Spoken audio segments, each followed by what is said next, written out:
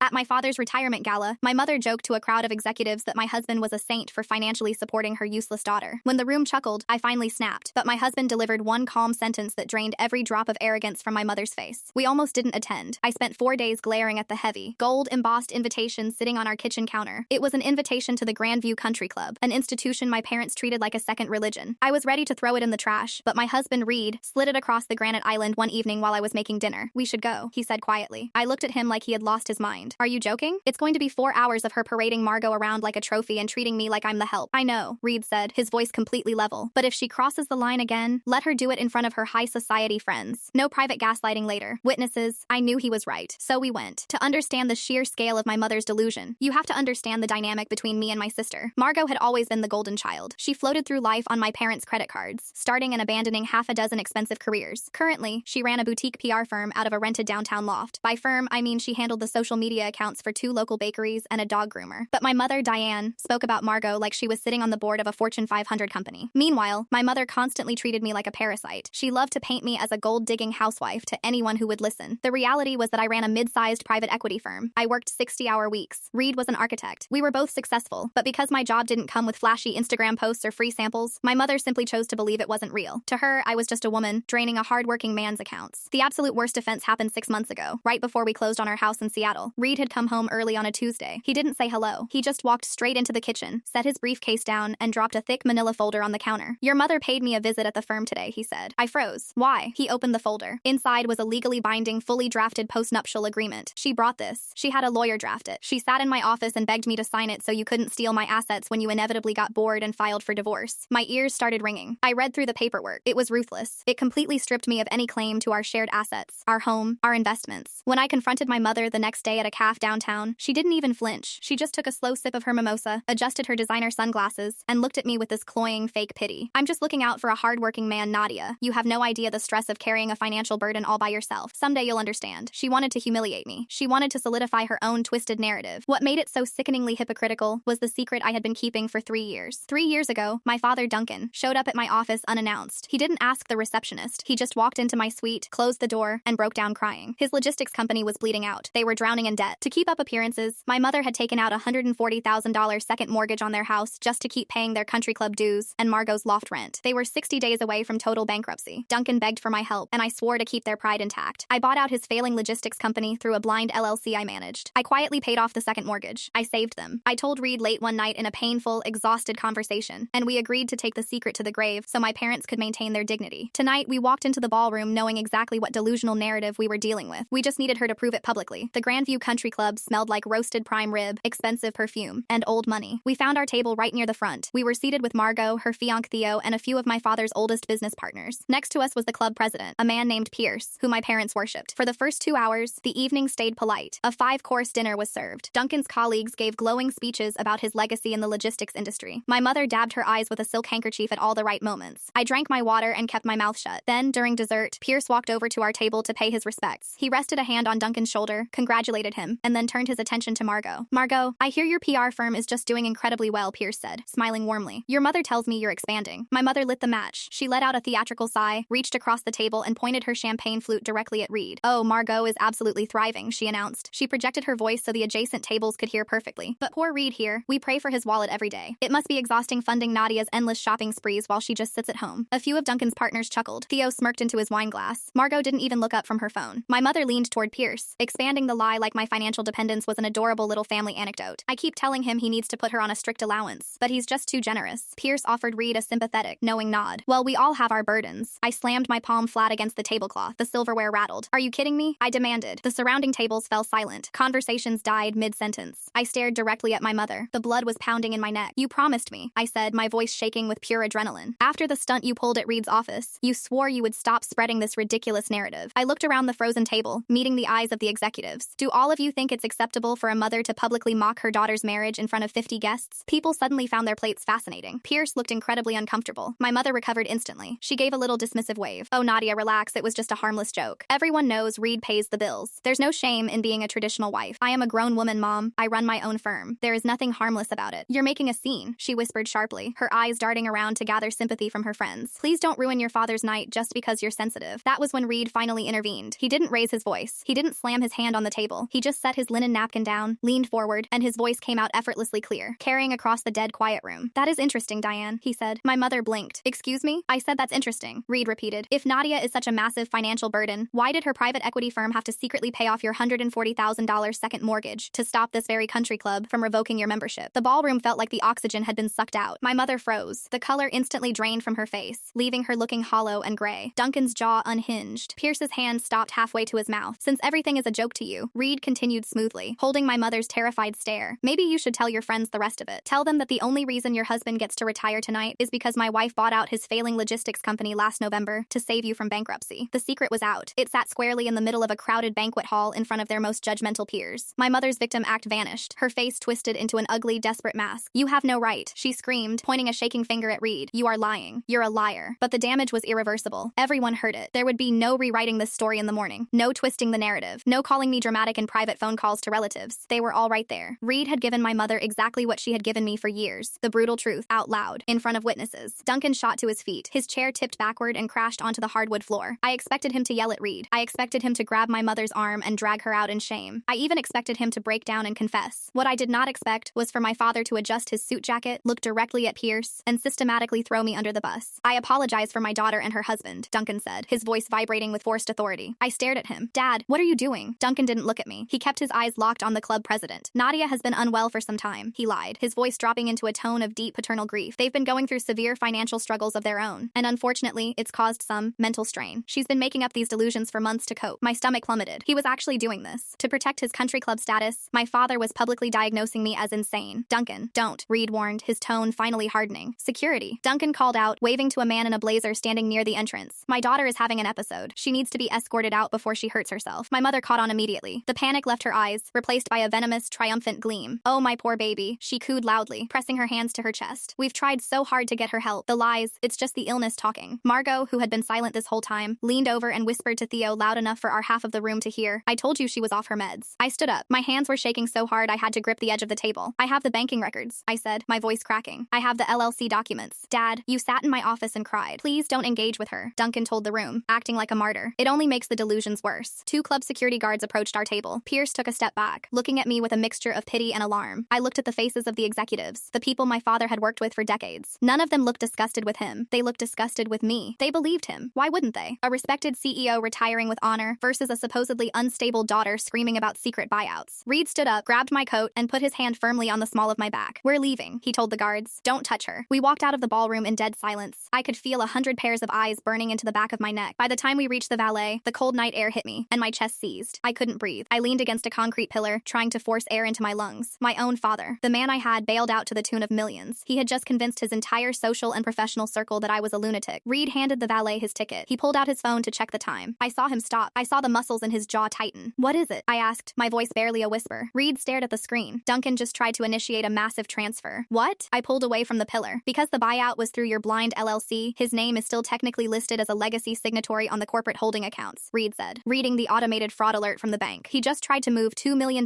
from the logistics company's operating fund into his private offshore account." My blood ran cold. If that money moved, the logistics company wouldn't be able to make payroll for its 300 employees by Monday. "He's trying to drain it before we can prove you own it," Reed said, his eyes coming up to meet mine. "He's not just saving face, Nadia. He's trying to steal the company back." I grabbed his phone. The screen was glaringly bright in the dark, the white text of the banking alert burning into my eyes. $2 million, I whispered. "That's the entire liquid reserve. If that clears, the vendors bounce on Monday. The drivers don't get paid." The valet pulled Reed's car up to the curb. Reed handed the kid a 20, opened my door, and then walked around to the driver's side. The second the doors locked, the silence of the car wrapped around us, heavy and suffocating. "It won't clear," Reed said, putting the car in gear and pulling away from the grand view. "It's a weekend. Large wire transfers require secondary authorization if they trip the fraud algorithm," which this obviously did. "He still has legacy access," I said, my fingers flying over my own phone screen, logging into my firm's secure portal. "When I bought the company, we transitioned the operating accounts but left him as a secondary signatory on the old ledger to ease the transition with legacy vendors. I was supposed to remove him a year ago. I forgot. I trusted him." I hit the dial icon for the bank's 24/7 corporate fraud division. The automated voice thanked me for calling the executive tier line. As I waited on hold, listening to the sterile jazz music, the sheer scale of what just happened started to click into place. Duncan hadn't just panicked in that ballroom. It wasn't a spur-of-the-moment reaction to save his country club membership. He planned this, I said, my voice hollowing out. I looked over at Reed, whose jaw was set in a hard line as he navigated the dark, tree-lined streets leading away from the club. "Reed, he initiated this transfer tonight. He probably hit submit right before dessert, while everyone was watching him be the guest of of honor, Reed said. Exactly. And if I found out and tried to stop him, or tried to expose him, he had already laid the groundwork. The sickness in my stomach twisted tighter. That's why he diagnosed me as insane in front of 50 people. It was a preemptive strike. If I go to the police on Monday and say my father embezzled $2 million,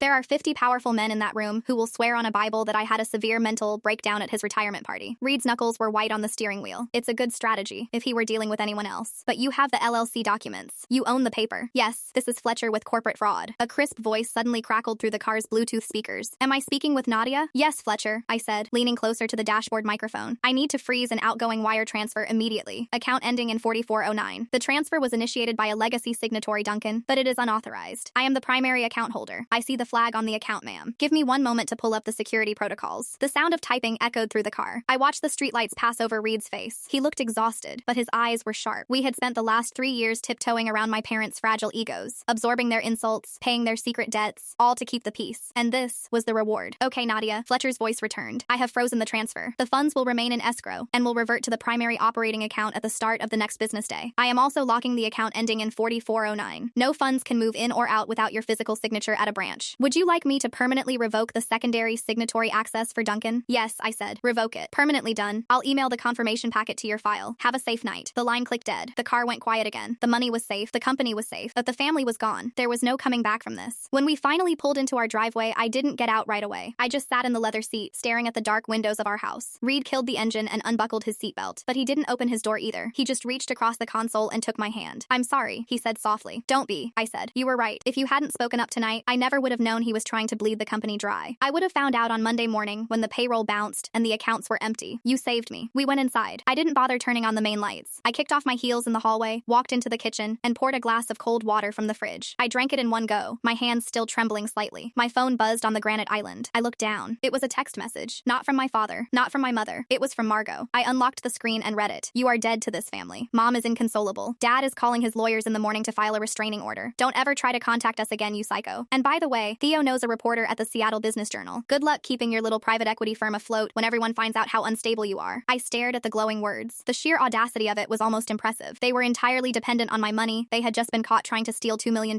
and they were still trying to play the bully. Margot actually thought she had the upper hand. Reed, I called out into the dark living room. He walked into the kitchen, loosening his tie. Yeah? Margot just threatened to go to the press and drag my firm's name through the mud. Reed stopped. A slow, dark realization crept across his face. Does Margot know who actually pays her rent? I looked back at my phone. Margot's rent for her trendy downtown loft wasn't paid by my parents. They didn't have the cash for it. As part of the company buyout 3 years ago, I had absorbed the lease for Margot's loft into the logistics company's overhead, categorizing it as a corporate expense just to keep my mother from having a meltdown about Margot being homeless. For 3 years, my firm had been quietly paying my sister's landlord. No, I said, a cold, hard calm settling over me. Margot thinks mom and dad pay for it. She has no idea. I didn't reply to the text. I didn't block her. I just opened my email app, drafted a new message to the property management company that owned Margot's building, and CC'd the logistics company's chief financial officer. Effective immediately. Please terminate the corporate lease agreement for Unit 402. We will not be renewing, and the corporate guarantor is withdrawing financial support. The current tenant has 30 days to vacate or assume the lease under her own credit. I hit send. I put the phone face down on the counter. The exhaustion suddenly hit me like a physical weight, settling deep into my bones. The next morning, I woke up to the smell of coffee. I rolled over, the heavy curtains blocking out the Sunday morning sun. I checked my phone out of habit. There were no new texts from my family, which was suspicious. Normally, Diane would have sent a barrage of passive-aggressive quotes about forgiveness by 8 low am. I found Reed at the kitchen island, reading the news on his iPad. He slid a mug of black coffee across the counter toward me. Morning, he said. Morning, I took a sip. It was scalding and perfect. Anything? Silence, Reed said. But I did get an interesting email about 20 minutes ago from Pierce. I stopped with the mug halfway to my mouth. Pierce? The club president? Yeah. Reed tapped his screen and turned the iPad toward me. Seems your father's little performance last night didn't go over as smoothly as he thought. I pulled the tablet closer. The email was addressed to Reed, sent from Pierce's personal account. Reed, I apologize for reaching out on a Sunday. Last night was deeply unsettling. Duncan has asked the board to permanently ban Nadia from the club premises. However, as the president of this club, I prefer facts over theatrics. If what you said last night is true, and Duncan's logistics company was bought out to avoid bankruptcy, that changes things. We are currently reviewing Duncan's financial standing, as a recent bankruptcy would violate the club's bylaws regarding membership eligibility. If you have any proof of this buyout, I would highly recommend sending it to my private office before our emergency board meeting tomorrow. I read the email twice. My father hadn't just tried to get ahead of the embezzlement. He was actively trying to get me formally banned from the only social circle they cared about, cementing his narrative that I was a danger to their community. He's doubling down, I said, setting the iPad down. Of course he is, Reed said. If he admits he lied, he loses the club. If he loses the club, Diane leaves him. He has to destroy you to survive. I traced the rim of my coffee mug. For years, I had bent over backwards to protect them. I had hidden my own success so Margot could shine. I had hidden their failure failures so they could keep their pride. I had swallowed every insult, every condescending remark, every joke at Reed's expense, and they had rewarded me by trying to ruin my reputation and steal my money. Okay, I said quietly. I picked up my laptop from the end of the counter and flipped it open. I logged into my firm's encrypted server. I found the master file for the logistics company buyout. It contained the original signed purchase agreement, the bank transfer records showing the payoff of my parents' second mortgage, and the formal resignation of Duncan as CEO, transferring all voting shares to my blind LLC. I downloaded the PDF. What are you doing? Reed asked, watching me. He wanted witnesses last night, I said, attaching the file to a new email. I'm going to give him a board of directors. I typed Pierce's email address into the recipient line. I didn't write a long, emotional message. I didn't defend my mental health. I just wrote one sentence. Pierce, attached are the finalized acquisition documents from November 2023, confirming my 100% ownership of the firm, as well as the wire receipt for the $140,000 second mortgage payoff on Duncan's primary residence. I clicked send. The file vanished into the ether. It was done. By tomorrow morning, the entire board of the Grandview Country Club would know that Duncan was not a wealthy, retired logistics titan. He was a bankrupt failure whose daughter had bought his debts and who had lied to their faces to cover it up. Are you okay? Reed asked, his voice gentle. I think so, I said. And to my surprise, it was true. The constant, low-level anxiety I had carried for my entire adult life, the fear of upsetting my mother, the fear of outshining Margot, the fear of my father's quiet disapproval, was just gone. It had burned away the moment Duncan called for security. Monday morning arrived with a brutal, blinding clarity. I drove to my office downtown, badged into the building, and took the elevator to the top floor. The first thing I did was call a meeting with my legal team and the CFO of the logistics company. We sat in the glass-walled conference room overlooking the Sound. Duncan is completely locked out of the accounts. My CFO, a sharp, no-nonsense guy named Marcus, confirmed, sliding a printed ledger across the table. The $2 million reverted to the primary operating fund at 6:00 a.m. Payroll is secure. Good, I said. Now we go on the offensive. Marcus, I want a full forensic audit of the legacy accounts going back to the day of the buyout. If my father tried to move $2 million last night, it's highly probable he's been siphoning smaller amounts over the last 3 years while we weren't looking. Marcus nodded, making a note. I'll put my team on it immediately. What about the PR side? Your sister's agency sent an invoice this morning for her monthly retainer. I almost laughed. Margot, completely oblivious to the fact that I had just canceled her lease, was still trying to bill my company for her fake PR services. Reject it, I said. Terminate her vendor contract. Tell her the logistics company is no longer requiring outside public relations. My lead counsel, Vivian, leaned forward, her pen tapping rhythmically against her notepad. Nadia, if we uncover evidence of prior embezzlement during the audit, we are legally obligated to report it. We can't cover it up, even if he is your father. It violates our fiduciary duty to the LLC. I know, I said, looking Vivian dead in the eye. I'm not protecting him anymore. If you find theft, file the police report. The meeting adjourned. I went back to my private office, sat at my desk, and opened my laptop. I had actual work to do. Real work, for my real firm. But at 11:30 a.m., my desk phone rang. It wasn't the internal line. It was the direct external line, the one I only gave to close clients and family. I picked up the receiver. Nadia speaking. You vindictive little bitch, Diane hissed. Her voice was shrill, completely devoid of the cultured country club polish she usually projected. I leaned back in my chair. Hello, Mom. Do you have any idea what you've done? She screamed. I could hear panic underneath the rage. Real, unfiltered panic. Pierce just called your father. He suspended our membership. He suspended it, Nadia. He said there was an irregularity in our financial standing and they have to conduct a formal review. That sounds like a standard administrative procedure, I said smoothly. Don't play games with me. You sent him those documents, didn't you? You violated our privacy. You ruined your father's reputation. My father tried to steal $2 million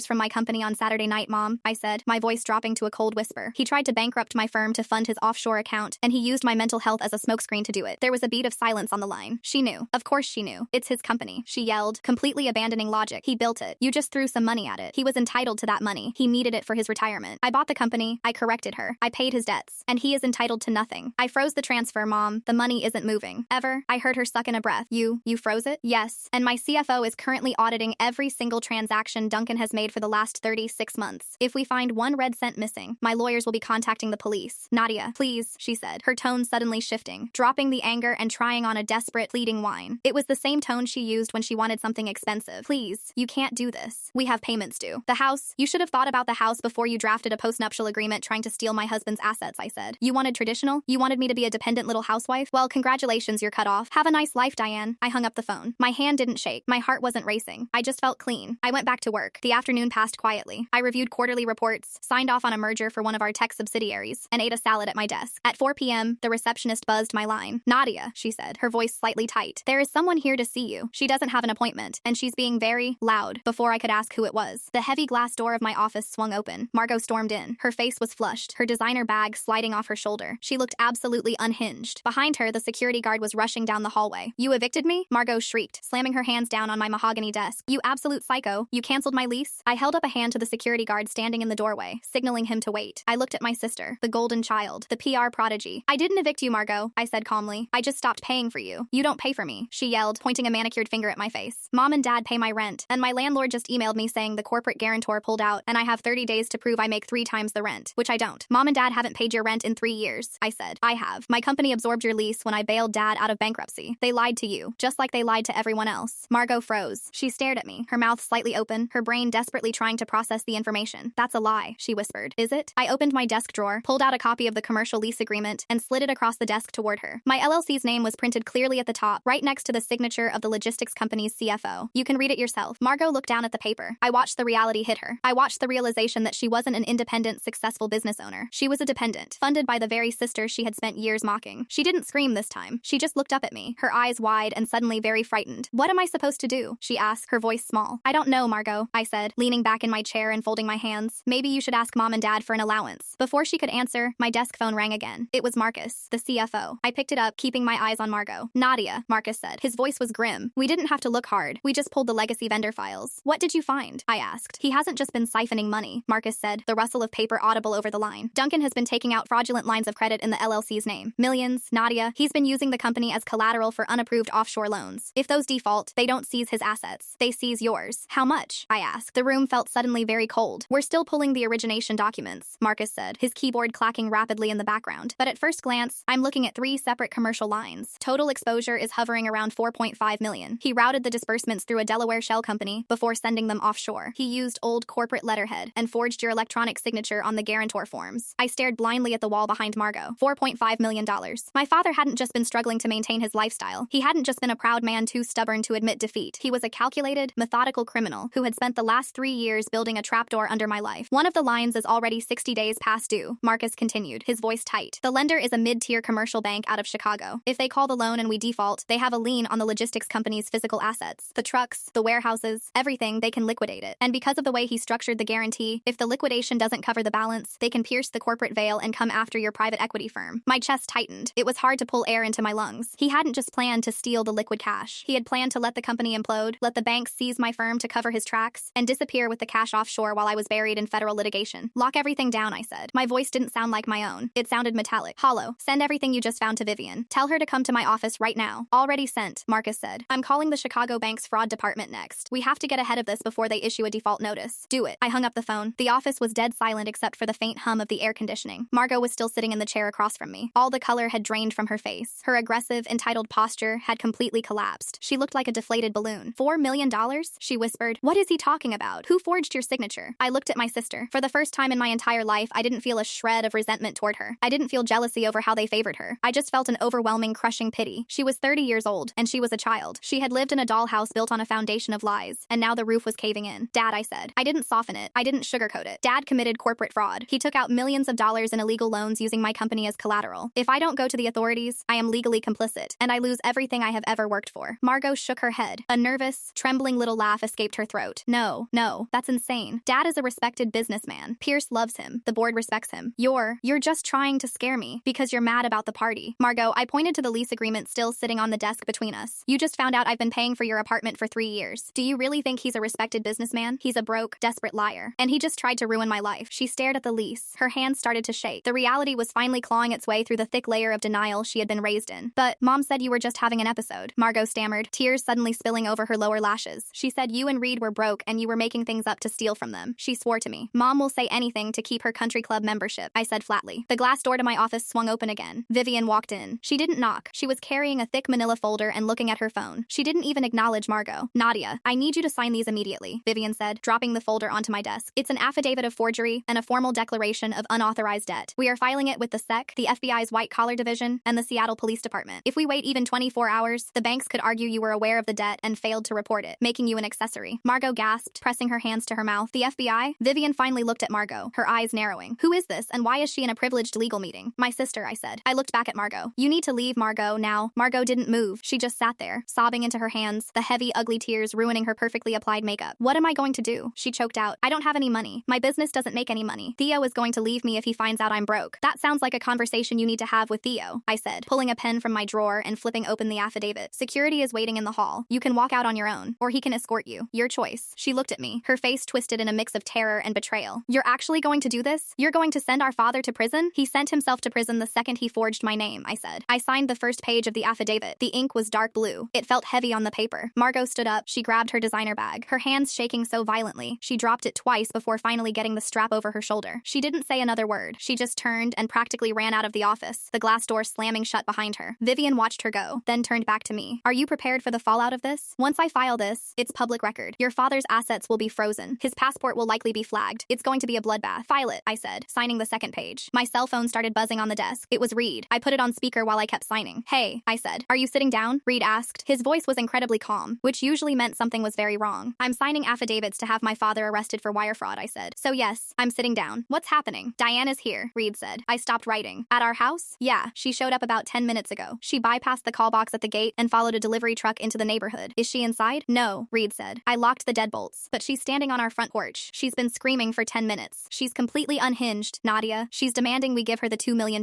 She says she needs it by 3 o'clock today, or they lose the house. I looked at Vivian. Vivian raised an eyebrow. She brought a lawyer with her, Reed added. What? I leaned closer to the phone. What kind of lawyer? Some guy in a cheap suit. He keeps knocking on the door, telling me that under Washington state law, the funds you froze last night represent marital assets belonging to your parents, and that I'm unlawfully detaining their property. He slipped a piece of paper under the door. It's a handwritten demand letter. It was almost comical. Duncan had stolen millions, routed it offshore, forged my signature, and nearly bankrupted my company. And my mother's solution was to hire a strip mall attorney to show up at my front door and demand a $2 million cash handout like it was a late child support payment. Reed, do not open that door, Vivian said, leaning toward the phone. This is Vivian. Do not speak to the lawyer. Do not acknowledge the letter. Call the police and have them both trespassed from the property immediately. Already called, Reed said. A squad car just pulled up to the curb. I'm watching them through the window. The cops are walking up the driveway now. Stay on the line, I said, my heart hammering against my ribs. I listened to the muffled sounds coming through the phone. I could hear my mother's voice, shrill and frantic, echoing through the heavy oak door of our house. Officers, thank God, Diane shrieked. Even through the phone, her fake upper-class victim act was nauseating. My son-in-law is holding our money hostage. He's locked inside. My husband is a very important man, and they are trying to steal his retirement fund. Then, a deep, steady male voice. A police officer. Ma'am, step back from the door. Are you Diane? Yes, I am the victim here. Ma'am, the homeowner called and stated you are trespassing. I need you to step off the porch. I am not trespassing. Diane screamed, her voice cracking into pure hysteria. This is my daughter's house. I paid for this. I deserve this. Ma'am, if you don't step back, I'm going to place you in handcuffs. There was a scuffle, the sound of a man trying to intervene, the cheap lawyer probably, followed by a sharp command from the second officer. Nadia, Reed said softly into the phone, his voice right near the receiver. They're putting her in the back of the cruiser. I closed my eyes. A massive headache was blooming right behind my temples. My mother, the woman who had spent her entire life obsessing over appearances, who would rather take out a fraudulent second mortgage than admit she couldn't afford a country club dinner, was currently being stuffed into the back of a police car in the middle of our quiet, affluent neighborhood. Let them take her, I said. The lawyer is leaving, Reed reported. He practically ran to his car. The cops are giving Diane a formal trespass warning. If she comes back, it's an automatic arrest. Are you okay? I asked him. I'm fine, Reed said. But Nadia, she looked desperate. Not just angry, desperate, like an animal caught in a trap. Whatever Duncan has been doing, the walls are closing in on them today. They are, I said, looking at the signed affidavits on my desk. Vivian is filing the fraud charges right now. By tomorrow, Duncan won't have a bank account left. Good, Reed said. Finish what you have to do. Come home when you're done. The line clicked off. I handed the folder to Vivian. I'm going to the federal courthouse, Vivian said, taking the papers. I'll call you when it's filed. Do not answer any calls from unknown numbers. Do not respond to any emails from Duncan or anyone claiming to represent him. If they want to talk, they talk to me. She walked out. I was alone in my office again. I looked at the clock on my computer monitor. It was only 1:15 p.m. In less than 24 hours, my entire family dynamic had been vaporized. I tried to focus on an acquisitions report for a client, but my brain was static. Every time I closed my eyes, I saw Duncan's face at the gala, so calm and authoritative as he told a room full of executives that I was insane. He had been so convincing. He had probably practiced it in the mirror. At 2:30 p.m., my inbox chimed. I clicked over to my email. It was a message from Pierce, the president of the Grandview Country Club. Nadia, the board has reviewed the documents you provided. We verified the wire transfer with the title company this morning. It is clear that Duncan grossly misrepresented his financial standing and his ownership of the logistics firm. An hour ago, we formally revoked Duncan and Diane's membership, effective immediately. They have been permanently barred from the grounds. I also wanted to personally apologize to you. I sat at that table last night and allowed your father to paint you as unstable. Given the evidence you provided, it is obvious he was attempting to deflect from his own catastrophic failures. I am deeply sorry for my part in that. If you or Reed ever wish to join Grandview under your own names, your initiation fee will be waived. I stared at the email. The ultimate validation. The very people my parents had sacrificed everything to impress had just slammed the door in their faces. My mother would never be able to show her face in that dining room again. My father would never play another round of golf with the executives he had lied to for years. It was a total, absolute victory. So why did I feel sick to my stomach? I hit reply and typed a quick response. Pierce, thank you for the apology. However, Reed and I have no interest in joining a club that prioritizes wealth over basic human decency. Please lose my email address. I hit send. I shut my laptop. I couldn't couldn't sit in this office anymore. I grabbed my coat, told my receptionist to cancel my afternoon meetings, and took the elevator down to the parking garage. The drive home was a blur of gray Seattle sky and brake lights. When I pulled up to our gate, there were no police cars. There was no sign of my mother, just the quiet, perfectly manicured street. I parked in the garage, walked into the mudroom, and dropped my keys on the console table. The house was quiet. I walked into the kitchen. Reed was sitting at the island, a glass of bourbon in front of him. It was 3:30 in the afternoon. "Hey," he said, looking up. "Hey." I walked over and sat down next to him. I felt like I had been beaten with a bat. Every muscle in my body ached. "Vivian called about 10 minutes ago," Reed said. "She filed the paperwork. The FBI's Financial Crimes Unit has officially opened an inquiry. They flagged Duncan's passport. It's done," I whispered, resting my forehead against the cool granite counter. "Yeah," Reed said. He took a sip of his bourbon. "But there's something else." I lifted my head. What else could there possibly be? Reed reached into his pocket and pulled out a small, heavy envelope. It wasn't postmarked. It had my name written on the front in sharp, blocky handwriting. "I found this taped to the inside of the mailbox when I went out to check the post," Reed said. "Diane didn't just come here to scream. She left this." I stared at the envelope. My stomach did a slow, nauseating roll. I recognized the handwriting. It wasn't Diane's loopy cursive script. It wasn't Duncan's precise, architectural print. It was my grandmother's handwriting. Duncan's mother. She had been dead for 10 years. "Open it," Reed said quietly. I picked up the envelope. The paper felt thick and old. I broke the seal and slid out a single, folded sheet of heavy cardstock. It was a legally notarized document, dated 12 years ago. I read the first paragraph, and the blood instantly vanished from my face. It was a trust amendment. A family trust that I hadn't even known existed. "Nadia?" Reed asked, seeing my expression. "What is it?" I couldn't speak. I just kept reading the words, the legal jargon swimming in front of my eyes. My grandmother hadn't left her estate to my father. She had left the entire principal, over $6 million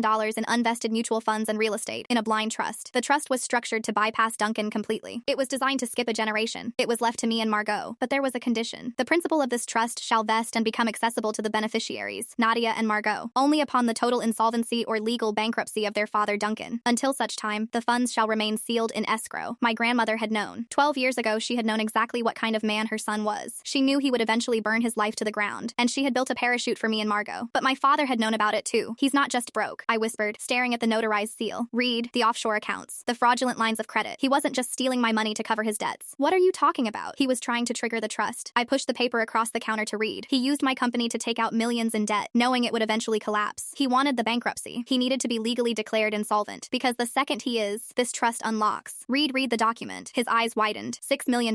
"But it goes to you and Margot." "Why would he want to unlock it?" "Because Margot would give him her half," I said, the horrifying realization clicking into place with mathematical precision. "She's dependent on them. If she gets $3 million, Diane will convince her to hand it straight over to Duncan. He was willing to destroy my private equity firm, let the Chicago bank seize all my assets, and leave me holding the bag for federal fraud, just so he could technically declare bankruptcy and trigger a massive payout through Margot." Reed stared at me. It was never just about saving face at the club. This was a long con. "And Diane knew," I said, looking at the envelope. "She brought this today. She dropped it off to prove a point. She was trying to tell me that if I just let them take the $2 million they tried to wire last night, they would leave my company alone. It was a ransom note." My phone buzzed on the counter. An unknown number. I didn't let it ring. I picked it up and answered. "Hello," I said. "Did you read it?" Duncan's voice was perfectly calm. No panic, no hysteria. Just the smooth, authoritative tone of a man who still believed he held all the cards. "I read it," I said, keeping my eyes locked on the heavy, notarized cardstock. I reached out and tapped the speaker icon on my screen, sliding the phone to the center of the granite island so Reed could hear. "Good," Duncan said. His voice was pristine. It didn't waver. There was no trace of the man who had ordered security to throw me out of a banquet hall less than 24 hours ago. "Then you understand the board is set. You played a very emotional hand last night, Nadia. I forgive you for that. But business is business, and we are currently at an impasse." "Are we?" I asked, my voice flat. "We are," he replied smoothly. "You froze the $2 million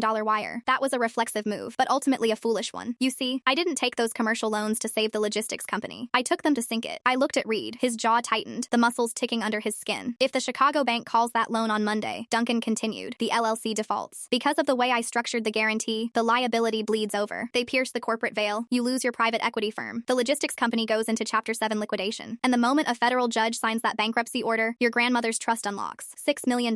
3 for you, 3 for Margot." "And you really think Margot is just going to hand you $3 million?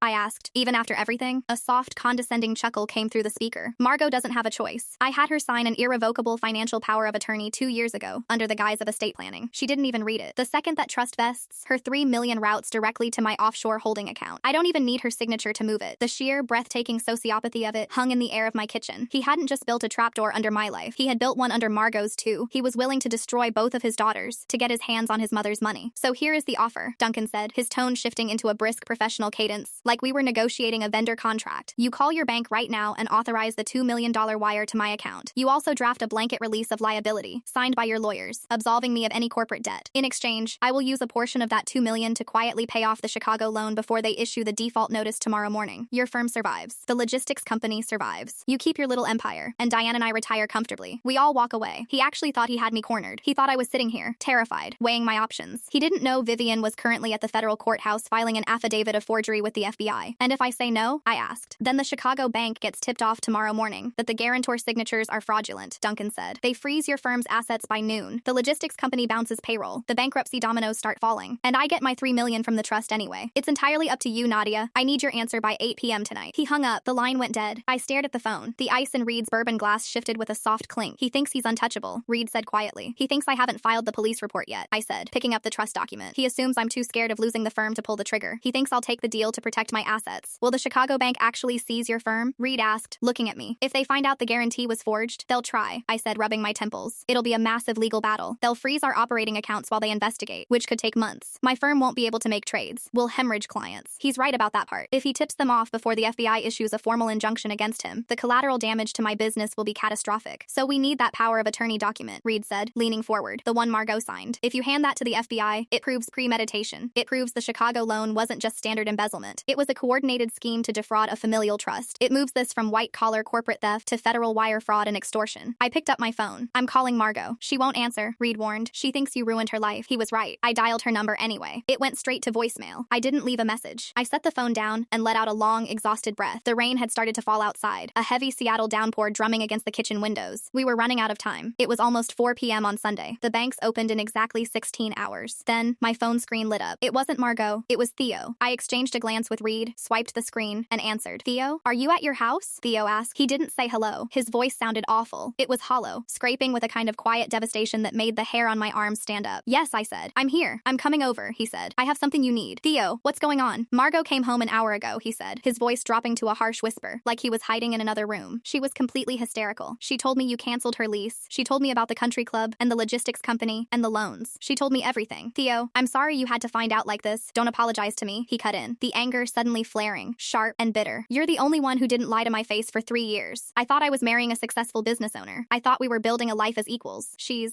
a dependent, Nadia. Her whole agency is a prop. And when she finished crying, she locked herself in the bathroom to call her mother. I closed my eyes. What did Diane say? I don't know, but I didn't wait around to ask. I went into Margot's home office. She keeps a locked filing cabinet for her business's documents. I broke the lock with a screwdriver. Reed stood up from the stool, walking around the island to stand next to me. Theo, you didn't have to do that, I said. Yes, I did, Theo said coldly. Because I'm a wealth manager, Nadia, if I'm tied to a family involved in federal fraud, I lose my license. I needed to know exactly how deep the rot goes. And I found it. Found what? A thick manila folder, Theo said. I could hear the rustle of paper over the line. It's labeled estate planning. It has the power of attorney Duncan made her sign. But that's not all it has. My grip tightened on the phone. What else is in there? Credit cards, Theo said, his voice thick with disgust. 4 different platinum commercial cards, issued to Margot's LLC, but guaranteed by Duncan. He's been using her identity to run up debt. Nadia, she's sitting on $80,000 in unsecured credit card debt, and I don't even think she knows about it. The statements were buried at the bottom of the drawer. He was bleeding them all dry. Duncan wasn't just a parasite. He was a black hole, consuming every single asset attached to his bloodline. I'm leaving her, Theo said quietly. I'm packing my bags right now. But before I go, I'm bringing you this folder. You give it to your lawyers. You give it to the cops. Burn him to the ground. I'll open the gate, I said. 30 minutes later, Theo's Audi pulled into our driveway. The rain was coming down in sheets now, washing the gray pavement. I opened the front door before he even rang the bell. Theo walked in. He was soaked, his dark hair plastered to his forehead. He wasn't wearing his usual tailored weekend clothes. He was in a wrinkled sweatshirt and jeans, carrying a thick, water-spotted manila folder tucked tightly under his arm. He looked like he had aged 5 years in an afternoon. I'm sorry, I said, as he stepped into the foyer. He just shook his head, handing the heavy folder to Reed. Don't be. You just saved me from a lifetime of paying for their delusions. Reed carried the folder into the kitchen and spread the contents across the island. It was exactly as Theo had described. The power of attorney document was right on top, bearing Margot's signature and a notary stamp from 2 years ago. Beneath it were the credit card statements, month after month of exorbitant charges, cash advances, and minimum payments that barely covered the interest. She really didn't know? I asked, looking through the statements. How could she not see the mail? Duncan set up a P.O. box, Theo said, wiping the rain from his face with the towel I handed him. The statements went there. He just slipped the folder into her cabinet whenever he came over for dinner. He told her it was tax documentation she needed to hold on to for the years. She trusted him completely. He used her, Reed said, staring at the power of attorney. He weaponized her trust to steal her inheritance. I have to go, Theo said, turning back toward the door. My flight to Chicago leaves in 3 hours. I'm transferring to my firm's Midwest branch. I can't be in this city when the indictments come down. Theo, thank you, I said, walking him to the door. For this. You didn't have to. He stopped with his hand on the doorknob. He looked back at me, his eyes tired and hollow. Just promise me one thing, Nadia. What? When they finally realize they have nothing left, Theo said softly. When the house house is gone, and the club is gone, and the money is gone. Don't let them back in. Don't pay their rent, because if you give them an inch, they will drain you just like they drained me. I won't, I promised. He nodded once, walked out into the rain, and drove away. I went back to the kitchen. Reed had already taken out his phone and was scanning the power of attorney document, page by page, using a PDF app. I'm sending this directly to Vivian, Reed said, hitting the export button. She can append it to the affidavit she filed this afternoon. When the FBI sees this, they won't just freeze Duncan's accounts. They'll freeze him. I looked at the clock. It was 5:15 p.m. I picked up my phone, dialed Vivian's direct cell line, and put her on speaker. She answered on the second ring. I'm at the courthouse, Vivian said. The background noise was a low hum of echoing voices. The affidavit is filed. The SEC has been notified, and the FBI's Financial Crimes Unit has issued an emergency freeze on all accounts associated with Duncan's social security number. What's wrong? I just emailed you a supplementary document, I said. Check your inbox. I heard the tapping of a screen, a brief pause, and then a sharp intake of breath. A blanket financial power of attorney? For Margot? He's trying to intentionally trigger my grandmother's trust, I explained, quickly walking her through Duncan's ransom demand and the $6 million payout. He called me an hour ago. He said if I don't give him the $2 million and drop the charges, he's going to tip off the Chicago bank tomorrow morning and let my firm take the hit. He's extorting you, Vivian said. Her voice had gone terrifyingly cold. He is actively using an unauthorized commercial debt to extort a corporate officer. Nadia, this elevates the situation entirely. Can the Chicago bank still seize my firm tomorrow? I asked. Not if we hit them first, Vivian said. I am drafting an emergency injunction right now. First thing tomorrow morning. I am personally walking into the regional director's office of that bank in Seattle. I will hand them the FBI file, the forged guarantor documents, and this power of attorney proving the extortion. We legally sever your PE firm from the LLC before they can even issue a default notice. What about Duncan? Reed asked. If he calls you again, you record it, Vivian instructed. Do not agree to anything. Let him think he has until 8 p.m. tonight. Let him sit in his house and think he's won. By the time he realizes the money isn't coming, the federal freeze will already be active on his remaining assets. We hung up. I stood in the quiet kitchen, staring at the scattered credit card statements. The mess was sprawling, toxic, and deeply sad. My father had spent his entire adult life projecting the image of a titan, but underneath, he was just a man constantly shifting numbers around to hide the fact that he was empty. At 7:45 p.m., my phone rang again. It was Duncan. He was calling 15 minutes early to collect his ransom. I hit the green button and put it on speaker. I didn't say a word. I just hit record on Reed's phone, holding it near the microphone. Nadia, Duncan said. The fake warmth was back. The paternal, condescending tone. It's almost 8. I assume you've spoken with your bankers. I spoke with my lawyers, I said. There was a slight pause. And I'm not giving you a dime, Dad. The silence on the line stretched out. It was heavy, pulsing with a sudden, sharp realization. The mask finally slipped. You stupid, arrogant little girl, Duncan hissed. The cultured polish evaporated, leaving only a vicious, feral anger. Do you have any idea what you've just done? You just signed the death warrant for your own company. Tomorrow morning, I am calling Chicago. I am going to tell them the logistics company is insolvent. They will strip your firm down to the studs, Nadia. They will take your house. They will take everything. They won't, I said smoothly, because Vivian filed the FBI affidavit 3 hours ago. The accounts are frozen. Your passport is flagged. And tomorrow morning, she is handing the regional director a copy of Margot's power of attorney, which Theo so kindly delivered to me an hour ago. I heard a sharp, ragged breath on the other end of the line. You overplayed your hand, I said. You wanted to burn it all down to get the trust money, but you forgot one thing. What? He snapped, his voice trembling with a panic he couldn't hide anymore. You don't own the paper, I said, echoing Reed's words from the night before. I do. Have a good night, Dad. I hung up. I blocked his number. I blocked Diane's number. I walked over to the sink, turned on the tap, and splashed cold water on my face. The adrenaline was slowly draining out of my system, leaving behind a deep, aching exhaustion. The battle wasn't completely over. Tomorrow would be a legal nightmare, a day of hostile meetings, banking negotiations, and damage control. But the fear was gone. The invisible string my parents had used to control me my entire life had finally snapped. Reed walked over, sliding his arms around my waist from behind. He rested his chin on my shoulder, looking out the kitchen window at the dark, rain-soaked driveway. We survived the weekend, he said quietly. We did, I said. I leaned back against him, closing my eyes. Tomorrow, the sun would come up, the banks would open, and Duncan Voss would finally have to pay his own bills. It was weeks before the silence in the house stopped feeling like a weapon and started feeling like a sanctuary. The FBI inquiries into the fraudulent loans did what they were supposed to do. They froze my father's offshore movements and effectively neutralized the threat to my firm. The Chicago bank, presented with a mountain of documentation regarding the forged guarantees and the extortion attempt, pulled back completely, opting to pursue the primary borrower, my father, rather than fight a public legal battle against me. The divorce proceedings between Margot and Theo were swift, quiet, and entirely devoid of the drama my family usually thrived on. Theo didn't look back, and Margot, stripped of her corporate-funded lifestyle and the protective bubble of my parents' lies, retreated into a small apartment in a part of the city she used to refer to with disdain. I didn't reach out. I didn't send money. I watched from a distance as the facade of the golden child dissolved, replaced by the mundane reality of a woman who had to figure out how to pay an electric bill on her own. My parents remained in the house for a while, but the country club's permanent ban was only the first domino. When the logistics company was officially audited and the true extent of the debt came to light, they lost everything. The house, the cars, the status. It was all liquidated to satisfy creditors. I didn't go to the auction. I didn't watch them move out. I was sitting in my office in Seattle, looking out at the gray, steady rain, when my assistant buzzed me to say there was a woman in the lobby who refused to leave. She didn't give a name, but she she said she had a key. I knew who it was before the door opened. My mother walked in, looking thinner, her clothes no longer the designer labels I was used to seeing, but something functional, something plain. She didn't look arrogant anymore. She looked old. She stood in the middle of my office, a space that was entirely mine, a space she had spent years telling me I didn't actually own. She didn't apologize. She never would. She just looked at my desk, at the stacks of files that represented real, hard-earned work, and then she looked at me. "Your father is working," she said. It wasn't a boast. It was a statement of fact, stripped of all the old gilded pretense. "He's doing manual labor at a warehouse 3 towns over. He doesn't talk much." I didn't offer her a seat. "Why are you here, Diane?" She looked at her hands. "I just wanted to see if the reports were true. If you really were doing all this yourself." "I was always doing it myself," I said. She stood there for a long time, the silence stretching thin and brittle between us. There was no grand reconciliation. There was no catharsis. Just a woman who had spent her life betting on a false narrative, standing in the presence of the reality she had worked so hard to deny. She didn't ask for money. She didn't ask for a favor. She just nodded once, a short, jerky movement, and turned around. She walked out of my office, out of the building, and back into the rain. I turned back to my computer, the screen illuminated by the glow of the dashboard. I wasn't angry. I wasn't sad. I just felt a profound sense of weightlessness. The secrets were gone. The leverage was gone. All that was left was the work, the quiet, and the life I had built on my own terms. I picked up the phone and dialed Reed. "I'm done," I said when he answered. "I know," he replied, his voice soft and steady. "I'll be home in 20 minutes." I closed the laptop, gathered my coat, and walked out of the office for the last time that day. I didn't look back at the hallway. I didn't check my phone for messages. I just walked to the elevator, pressed the button for the lobby, and headed toward the exit, into the cool, clean air of the evening. The story was over, and for the first time in my life, there was nothing left to hide.